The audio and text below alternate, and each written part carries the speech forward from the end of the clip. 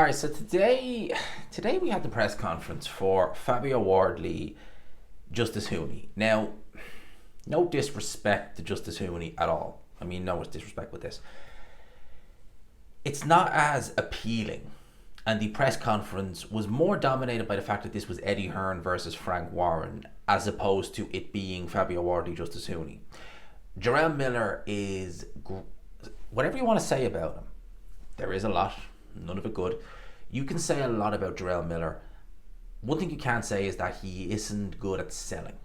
He is a very good salesman, so to speak. When he went to that press conference last month, Norwich City jersey, giving it all this, it got heated, to say the least. Contrast that to this one, not the same. More about Frank and Eddie, given the fact that Justice Hooney is a matchroom fighter, Fabio Wardley's a Queensbury fighter, and that was really that. I am still intrigued about the fight to an extent, but nowhere near as much as I would have been if it was Jarrell Miller. Now, you could ask the question, what does Fabio Wardley gain from this? And you could also say, well, what in theory did he gain from beating Jarrell Miller? I would say the fact that Miller is a more known quantity, the fact that he's only lost to Daniel Dubois, current IBF heavyweight champion, going into an undisputed fight. He had the history, the beef with AJ. That's enough to get people's attention, I think, right? Justice Hooney, no one knows who he is. Literally no one knows who he is outside of the hardcore fans. And quite frankly, I would look at Miller and I would say that's a good fight. That looks a really intriguing fight. Stylistically, it's very intriguing. Justice Hooney is like his fight against Kevin Lorena wasn't spectacular. He was buzzed a couple of times in that fight. And he's had other fights that have just been, like I said, just lackluster. So for me as a whole, I'm kind of like, I will watch this fight, of course. But I'm more intrigued about the undercard because Dillian Whyte is back.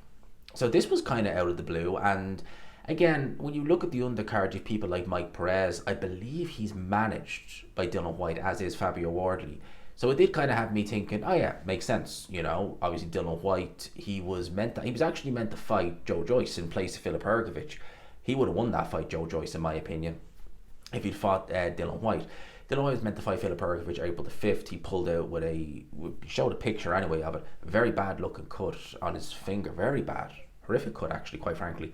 So he is making his return to the ring. He's in there against TBA. Frank Warren. Some things never change with Frank Warren. That's always something that's there. But listen, his last two fights, one of them was in Castlebar and Mayo on the west coast of Ireland against Christian Hammer. It was a short notice type of a fight for both guys, really. And it wasn't even televised. The little snippets you've seen, Dillian Whyte didn't look particularly good. It was what it was. That's the best way to explain it. It was what it was. Then he goes and he fights Ebenezer Tete. Now, at least with Christian Hammer, we knew what we were getting. He's a known commodity, albeit he is more, I'm going to say gatekeeper. Maybe now, if he is still fighting more journeyman, but he's always been kind of a gatekeeper, a good yardstick. If you're not on your game, he'll beat you. That's always been Christian Hammer. Negative fighter as well, very negative fighter.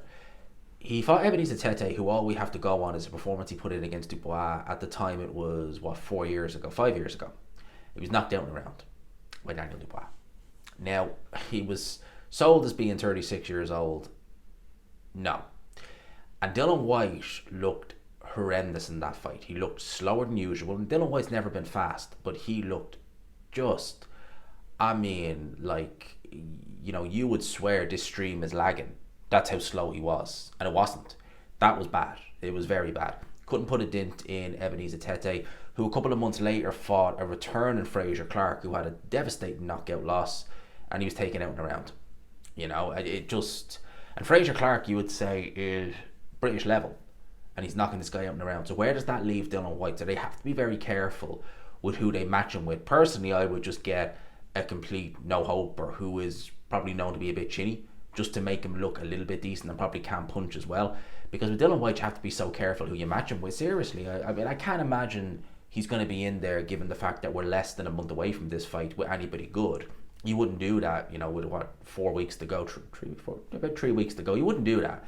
But, still, I think Dillian Whyte is there for the taking, and I think you need to be careful who you match him with, because God only knows, he could end up losing. And for me, Dillian Whyte, to me, it just seems like he's only staying in this game to hopefully get one last big fight, one last big payday, and then bow out. Because That Ebenezer Tete fight told me a lot, and subsequent performances from Tete, i.e. against Fraser Clark, have told me that Dillian Whyte really hasn't got it left in the tank anymore. So, he really to me is just holding out for that one last big payday, and that's going to be him sailing off into the sunset. Who will it be against? I don't know. Ade has said that he'd like to see the Parker rematch ran back, because we don't know this for a fact, but it's likely Joe Parker will probably feature on the Dubois Usyk undercard. He is next in line for the winner. And I thought that, that does make sense to run it back to an extent anyway. It'll put butts in seats. I wouldn't put a penny on Dillian Whyte winning. But, there's a bit of history there. You can sell it as the rematch, and I would make Joseph Parker an overwhelming favourite. He would stop Dillian Whyte probably early. Seriously, he would stop him early this time around. So I think that's what Dillian Whyte is really holding out for. That or a Riyadh show, something like that. Even though he's diminished significantly as a fighter, he really has, he does still carry that name value. He was a pay-per-view star for a couple of years. You have to remember that, So we're not talking about just a good, solid, on his day, heavyweight. We're talking about a guy who was doing pay-per-views. He was doing out the O2, was doing out the Co-op Arena. It wasn't known as that then. It was the Manchester Arena, but you get what I mean. So he was still doing good numbers. So we can't underestimate the name value Dillian Whyte still has. But yeah, they need to be careful who they match him with on this card. Again, 3 weeks notice, it won't be anybody special, of course. But Ebenezer Tete is nothing special. We all saw what happened there. Dillian Whyte, not good. So let me know your thoughts. Dillian Whyte is back. He's back on the undercard of Fabio Wardley, Justice Hooney. Let me know your thoughts on Wardley Hooney as well. I guess I kind of killed two birds with one stone in this video.